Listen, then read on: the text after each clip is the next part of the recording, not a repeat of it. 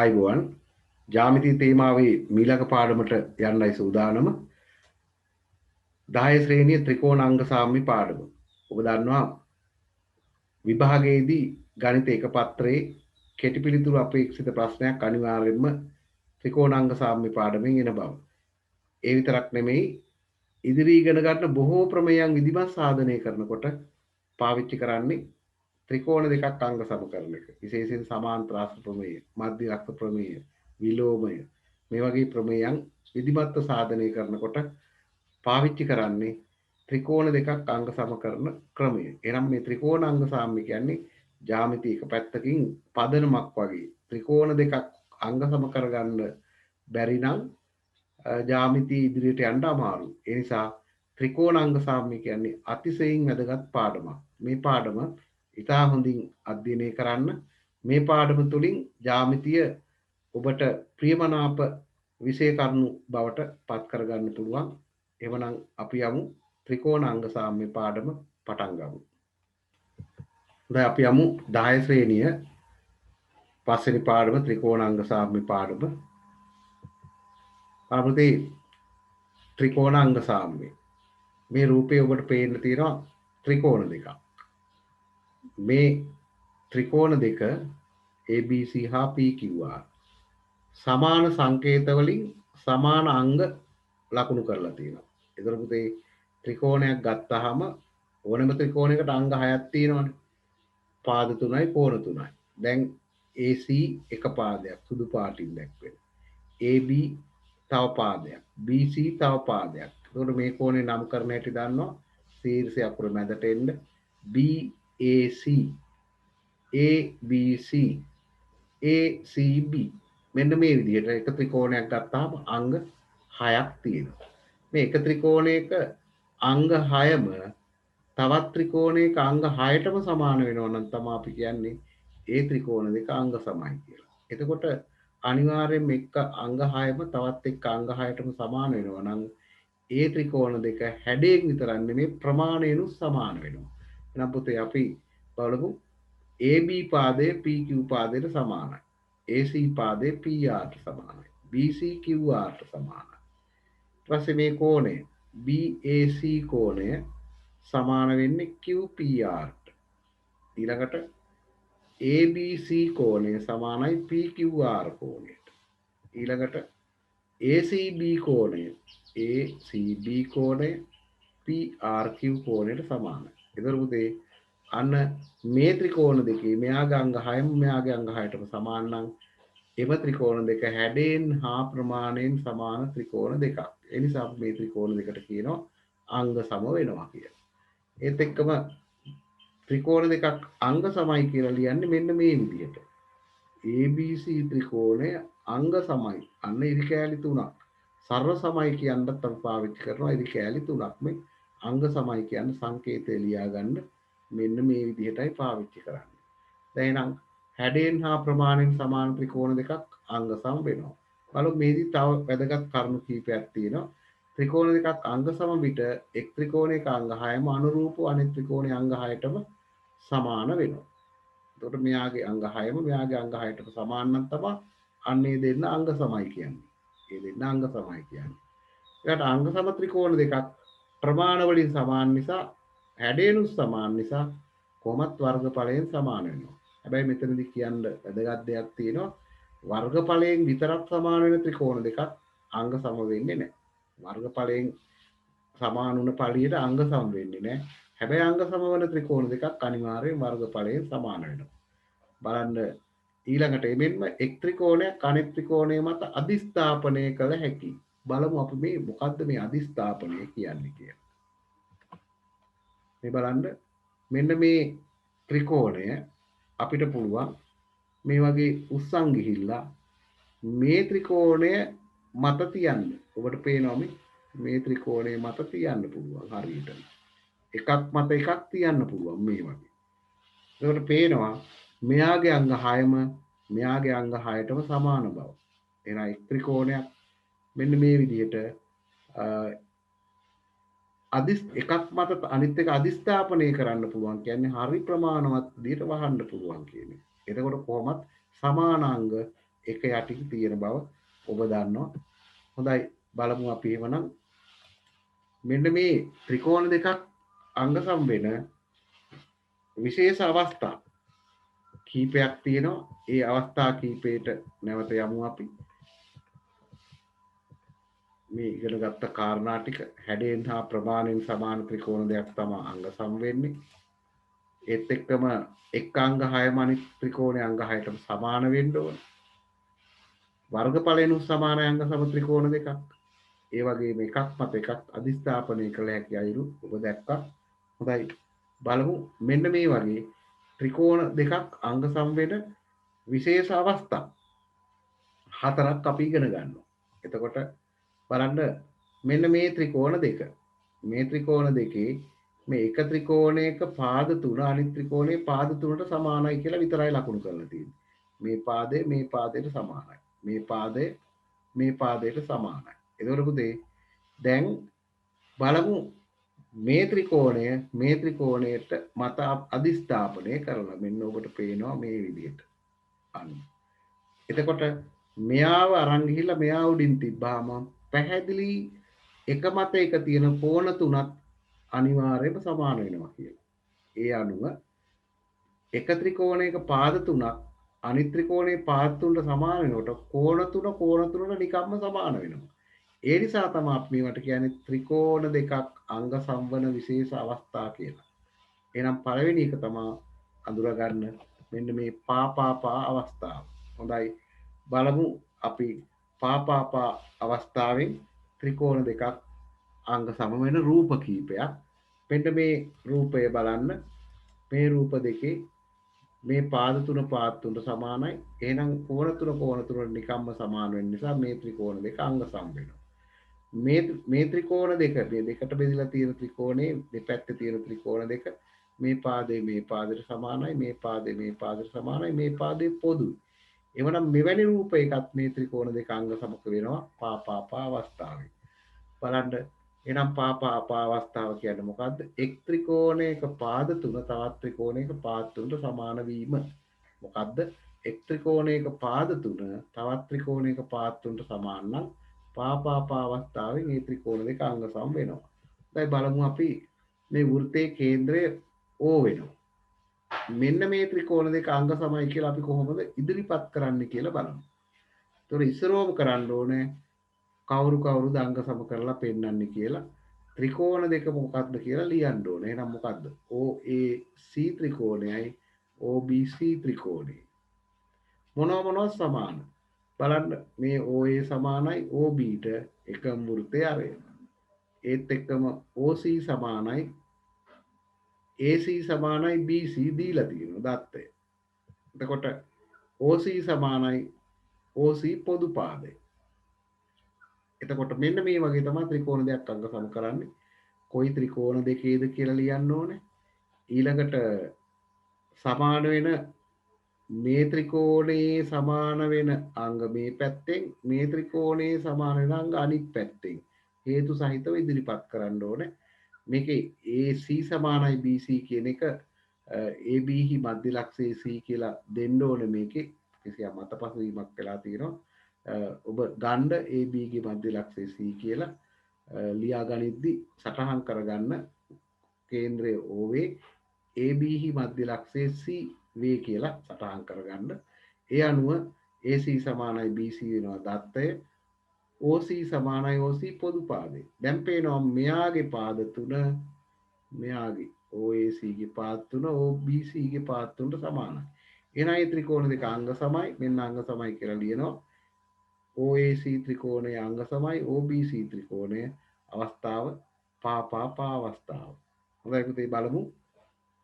ත්‍රිකෝණාංග සම අවස්ථාවලින් ඊළඟ අවස්ථාවට ගිහිල්ලා ඔබට පේනවා මෙන්න මේ ත්‍රිකෝණ දෙකේ පාකෝපා අවස්ථාව අඳුර ගන්න යන්නේ මේ ත්‍රිකෝණ දෙකේ මේ ත්‍රිකෝණයේ පාද දෙකයි ඒ දෙකෙන් අන්තර්ගත වෙන කෝණයයි.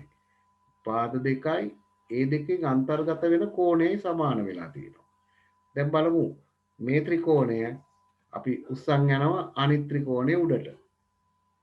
බලන්න අන්න දැන් උස්සන් ගිහිල්ලා අනිත් ත්‍රිකෝණෙ උඩින් තිබ්බහම ඊටාම පැහැදිලි ඉතුරු අංග නිකම්ම සමානයි. මේ මෙයාගේ මේ පාදය මෙයාගේ මේ පාදයට සමානයි.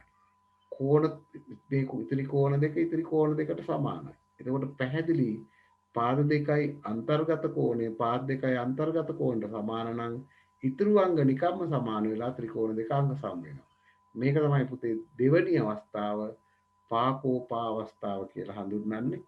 බලමු අපි පාකෝපා අවස්ථාවෙන් ත්‍රිකෝණ දෙකක් අංග සම කරන හැටි ඉදිරිපත් කරලා මෙන්න මේ ත්‍රිකෝණ දෙක බලන්න පාද දෙකයි අන්තර්ගත කෝණය පාද දෙකයි අන්තර්ගත කෝණය. මෙතන මේ ත්‍රිකෝණයයි අංග සම වෙන්නේ මේ පාදේ පොදු පාදයක් වෙනවා. එතකොට මේ පාදේ පොදු පාදයක් වෙනවා. එතකොටත් පාද දෙකයි ඒ දෙකෙන් අන්තර්ගත වෙන කෝණය පාද දෙකයි ඒ දෙකෙන් අන්තර්ගත වෙන කෝණයම විය යුතුයි. right මේ අවස්ථාවට අපි කියනවා එක් ත්‍රිකෝණයක පාද දෙකක් හා අන්තර්ගත කෝණය තවත් ත්‍රිකෝණයක පාද දෙකක් හා අන්තර්ගත කෝණයට සමාන වීම කියලා. හොඳයි බලමු අපි මේක ත්‍රිකෝණ දෙකකට ඉදිරිපත් කරන විදිය. මෙන්න මේ ABCD රූපය AB සමාන්තරයි CD AB සමානයි CD කියලා තියෙනවා. දැන් ඒ අනුව අපිට පුළුවන් මෙහෙම රූපේ ABC හා ACD ත්‍රිකෝණවල මේ ත්‍රිකෝණ දෙක අංග සම කරන්න මේ අවස්ථාවේ කොහොමද ඉදිරිපත් කරන්නේ AB සමානයි CD දීලා තියෙනවා. ඒක අපි මේ දත්තය වෙනවනේ. ඒත් එක්ක මේ කෝණයට සමාන වෙනවා. හේතුව මේ රේඛා දෙක බලන්න මේ රේඛා දෙක සමාන්තරයි මේ තීරයක් රේඛාව.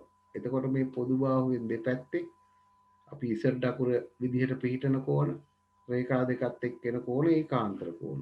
ඒ අනුව මේ කෝණයයි සමානයි. ඒ විතරක් නෙවෙයි මේ පාදයේ ත්‍රිකෝණ දෙකටම පොදු පාදය. දැන් අපි ලිව්වොත් AB සමානයි CD දීලා තියෙනවා. AC සමානයි AC පොදු පාදය. කෝණ දෙක සමාන වෙනවා ඒකාන්තර කෝණ. අන්න මෙයාගේ පාද දෙකයි ඒ පාද දෙකෙන් අන්තර්ගත කෝණය මෙයාගේ පාද දෙකයි ඒ පාද දෙකෙන් අන්තර්ගත කෝණයටම සමාන වෙනවා. මේ අනුව මේ ත්‍රිකෝණ දෙක අංග සමයි පාකෝපා අවස්ථාව. හොඳයි. පාකෝපා අවස්ථාවෙන් ත්‍රිකෝණ දෙකක් අංග සමයි කියලා ඉදිරිපත් කරන පිළිවෙල මේ බලමු. ඊළඟ අවස්ථාවට යමු. කෝකෝපා අවස්ථාව. බලන්න මේ ත්‍රිකෝණ දෙකේ කෝණ දෙකයි පාදය මේ ත්‍රිකෝණ දෙකේ කෝණ දෙකයි පාදයට සමාන වෙලා තියෙනවා. එතකොට මේකේ 100 කෝණයට ඉදිරියෙන් පාදය මේකේ 100 කෝණයට ඉදිරියෙන් පාදයටමයි සමාන වෙලා තියෙන්නේ. බලන්න අංශක 100ක් දාලා තියෙන කෝණයට ඉදිරියෙන් පාදය. එතනත් අංශක 100ක් දාලා තියෙන කෝණයට ඉදිරියෙන් පාදයට සමානයි. මෙන්න මේ වගේ කෝණ දෙකයි පාදය කෝණ දෙකයි අදාළ තැනම තියෙන පාදයට අපි කියන්නේ අනුරූප පාදය කියලා. හොඳයි. අන්නේ කෝණ දෙකයි අනුරූප පාදේ කෝණ දෙක අනුරූප පාදයට සමාන නම් ඒ ත්‍රිකෝණ දෙකත් අංග සම වෙනවා. බලමු අංග සම වෙන අවස්ථාව පොඩ්ඩක් මේ විදිහට අංග සමද කියලා. මේ ත්‍රිකෝණය මම ඇදගෙන ගිහිල්ලා මේ ත්‍රිකෝණය උඩ හරියටම තියන්න පුළුවන්ද කියලා බලනවා මේ. බලන්න. අන්න හරියටම තියන්න පුළුවන්. එහෙමනම් මෙයාගේ අංග 6ම මෙයාගේ අංග 6ටම අර කලින් විදිහටම සමාන වන බව තහවුරු වෙනවා. එහෙනම් එක් ත්‍රිකෝණයක කෝණ දෙකක් හා පාදය තවත් ත්‍රිකෝණයක කෝණ දෙකක් හා අනුරූප පාදයට සමාන වෙනවා නම් ඒ ත්‍රිකෝණ දෙක අංග සමයි කියන එක තමයි මේ අපි දැන් ඉගෙන ගත්තේ. බලමු එක් ත්‍රිකෝණයක කෝණ දෙකක් හා පාදය තවත් ත්‍රිකෝණයක කෝණ දෙකක් හා පාදයට සමාන නම් කියව ගන්න. එක් ත්‍රිකෝණයක කෝණ දෙකක් හා පාදය තවත් ත්‍රිකෝණයක කෝණ දෙකක් හා අනුරූප පාදයට සමාන නම් එම ත්‍රිකෝණ දෙක අංග සම වෙනවා. බලන්න මේ රූප ඔක්කොම ඒ සඳහා නිදසුන්. මේ 40 40 100 100 10ත් 100ට සම්මුඛ පාදය මේකෙත් 10 100ට සම්මුඛ පාදය. මේක බලන්න මේ කෝණ දෙක සමානයි 90ට සම්මුඛ පාදය 90ට සම්මුඛ පාදයට සමානයි. මේකෙත් රේඛා සමාන්තරයි කියලා කියනවා. ඒ අනුව මේ විදිහට මේ කෝණයට සමාන වෙනවා ඒකාන්තර කෝණ.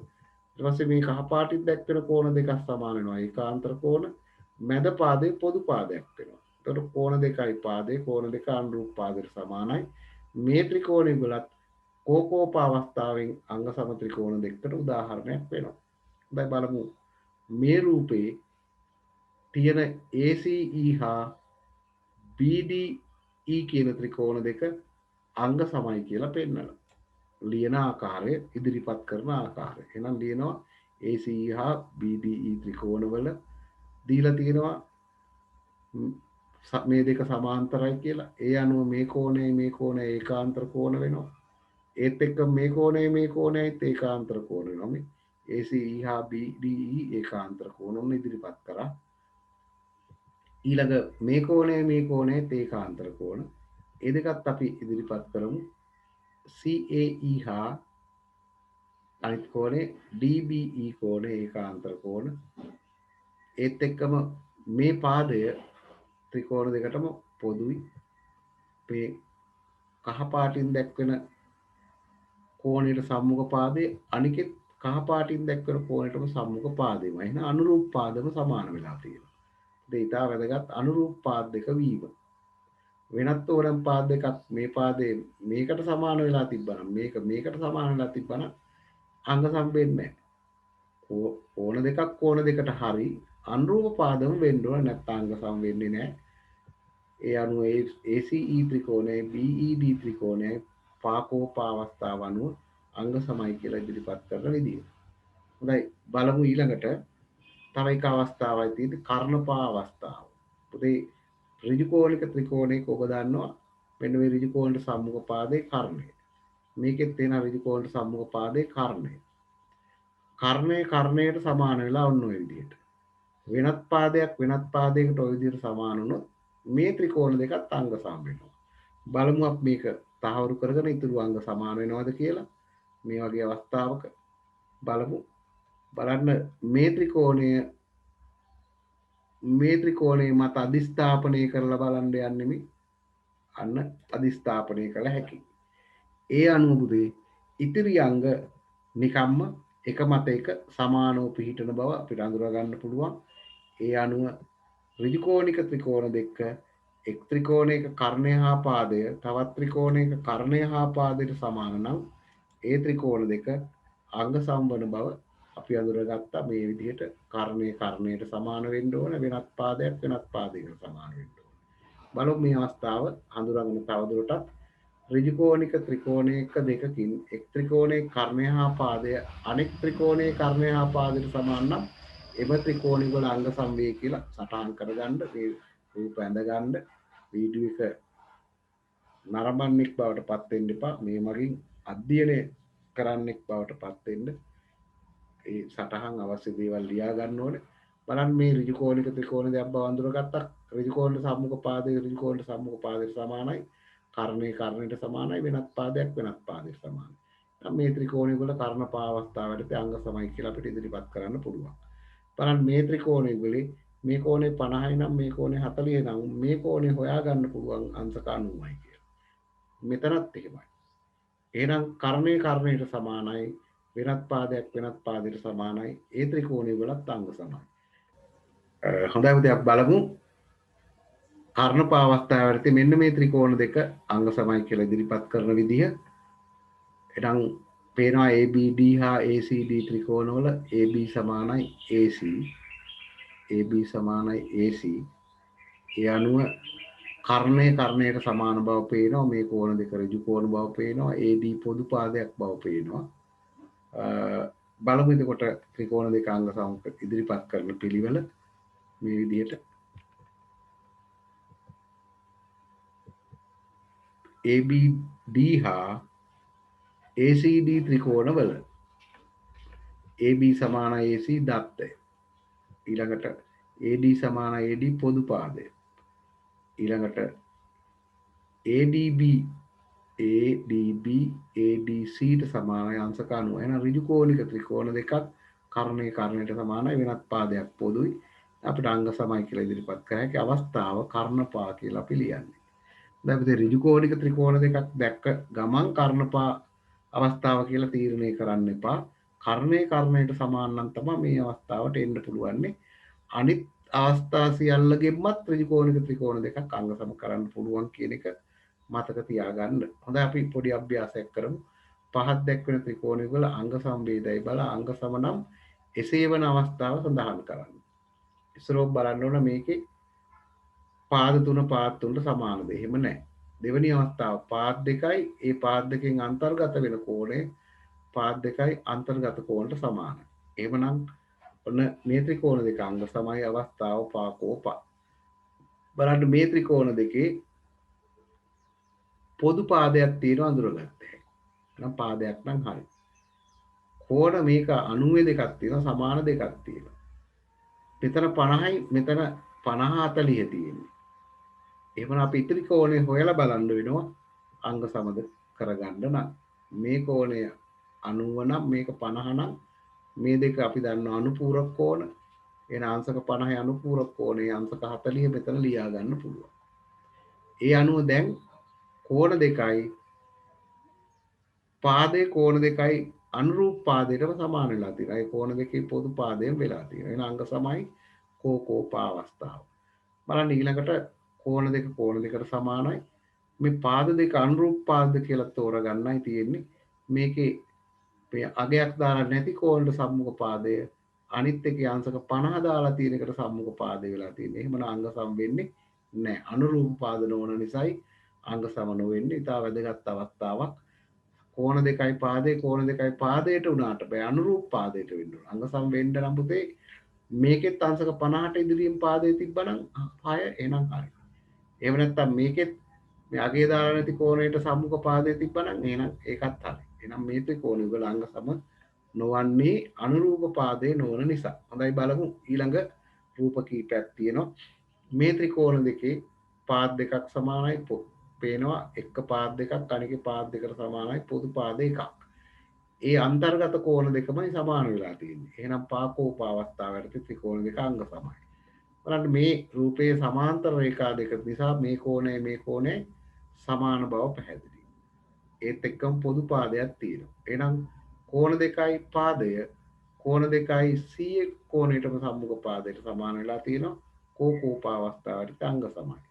බලන්න පුතේ ඊළඟ රූපය මේකේ ABCD සරල රේඛා වෙනකොට මේ කෝණයට සමාන වෙනවා. ඒ අනුව පාද දෙකයි ඒ දෙක අස්සේ කෝණය පාද දෙකයි අන්තර්ගත කෝණයටම සමාන වෙලා තියෙනවා. එහෙනම් පාකෝප අවස්ථාවලදී අංග සම වෙනවා. බලමු ඊළඟ එක ඍජුකෝණික ත්‍රිකෝණ දෙක බව පැහැදිලි. කර්ණයට සමාන බව පැහැදිලි. මේ පාදය 6යි මේ පාදය 8යි. හොඳයි පුතේ ඔබට පුළුවන් මෙන්න මේ පාදේ ගණනය කරගන්න පයිතගරස් ත්‍රික මතක ඇති. පයිතගරස් ත්‍රික අපි දන්නවා 3 4 5. ඒකේ ගුණාකාරය ගත්තොත් 6 8 10. පයිතගරස් ත්‍රිකයක්. එහෙනම් පුතේ මේ දිග 10යි මේ දිග 6යි නම් මේ දිග 8ක් වෙනවා.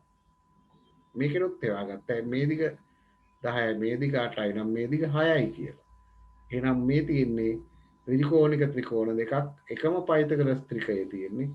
කර්ණයට සමානයි. මේක 6යි ගත්තොත් මේක 6යි.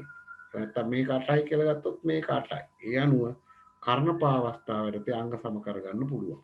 බලන්න මේ අවස්ථාව AB ජායක් බව දන්නවා. ලම්බයක් ඇඳලා තියෙනවා. ඒ අනුව එකම වෘත්තයේ අරය සමාන වෙනවා. ඊළඟට පොදු පාදයක් තියෙනවා. කර්ණයට සමානයි වෙනත් පාදයක් පොදුයි. එහෙනම් කර්ණපා අවස්ථාවට අංග සමයි. බලන්න මේකේ කෝණ දෙකට සමානයි 50 කෝණයට සම්මුඛ පාදේ 50 කෝණයට සම්මුඛ පාදයටම සමානයි. එහෙනම් අංග සමයි කෝකෝ පාවස්ථාව. බලමු මෙන්න මේ රූපේ අංග සම ත්‍රිකෝණ දෙකක් විදිහට අඳුර ගන්න පුළුවන් මේ ත්‍රිකෝණ දෙක විතරයි තියෙන්නේ. අංග සම්බන අවස්ථාව අඳුරගමු බලන්න.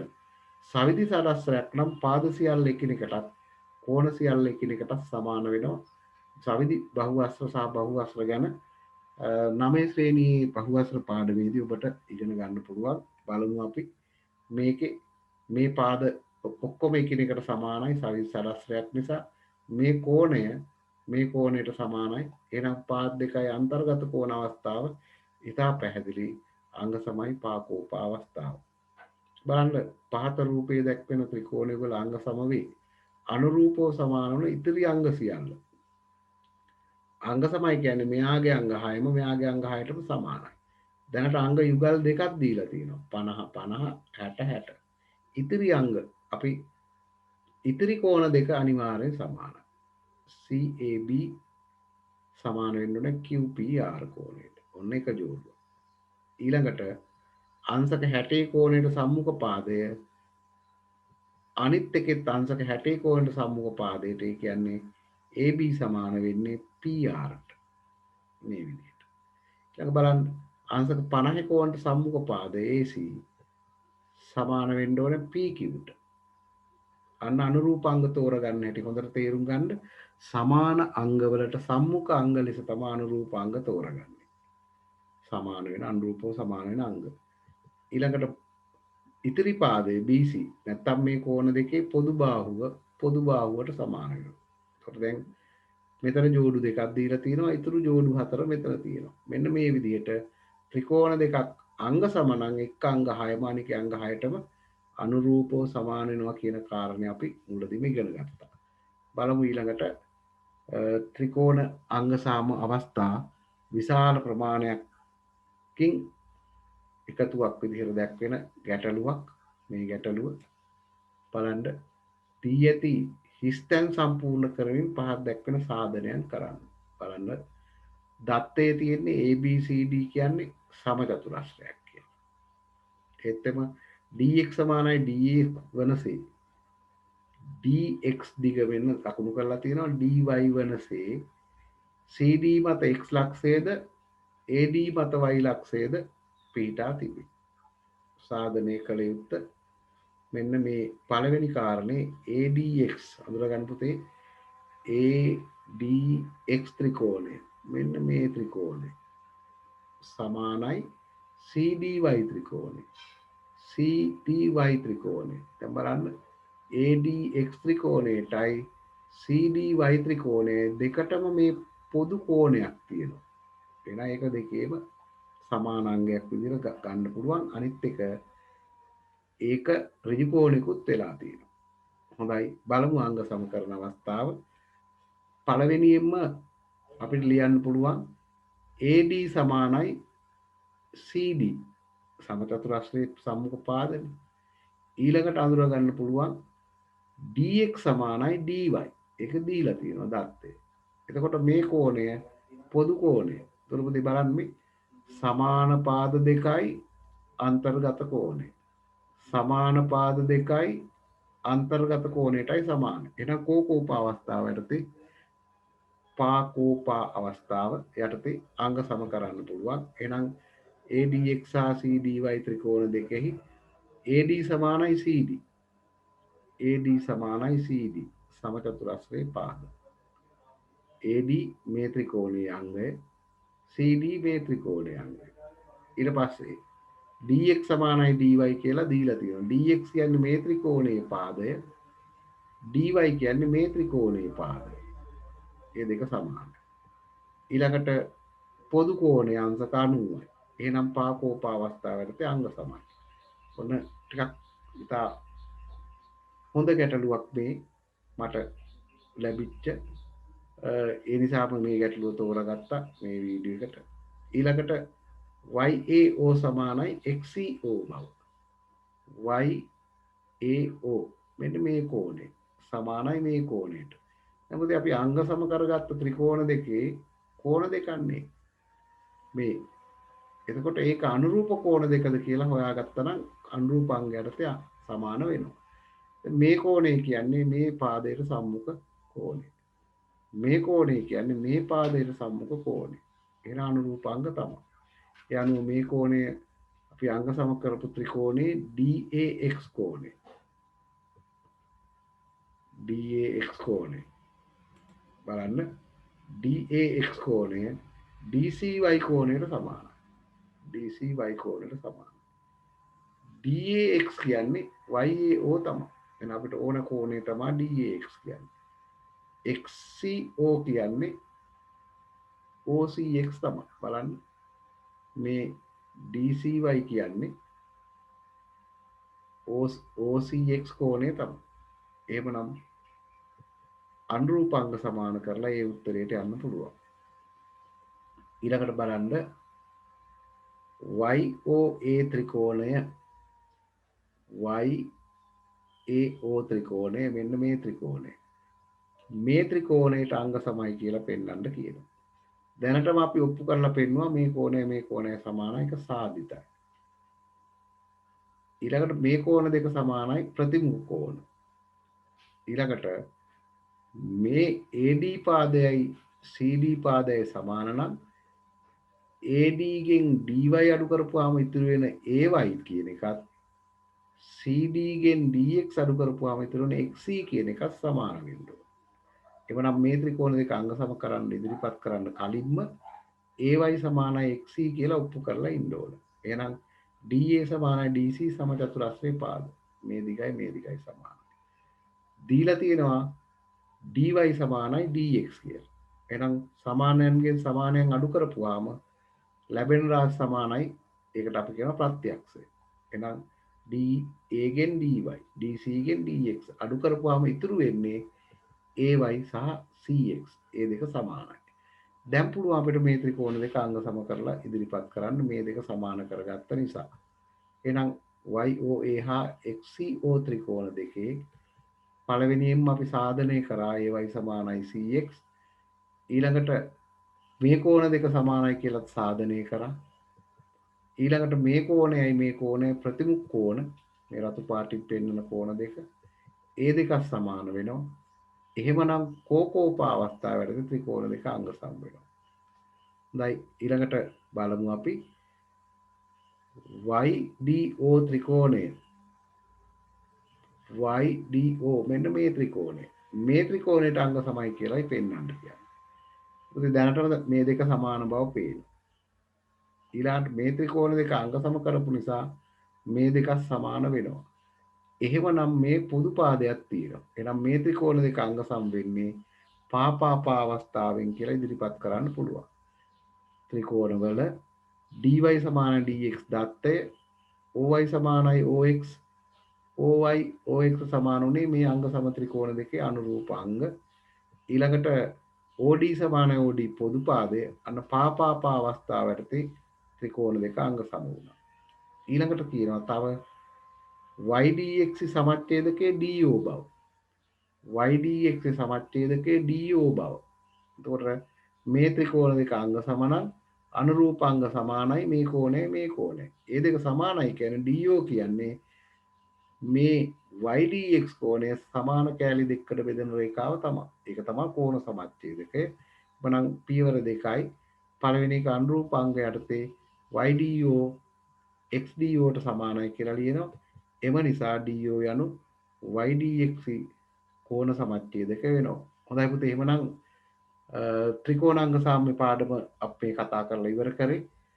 පෙළ පොතේ 10 ශ්‍රේණියේ අභ්‍යාස ටික කරන්න ඉතා අතිශයින් වැදගත් පාඩමක් ත්‍රිකෝණාංග සාම්‍ය.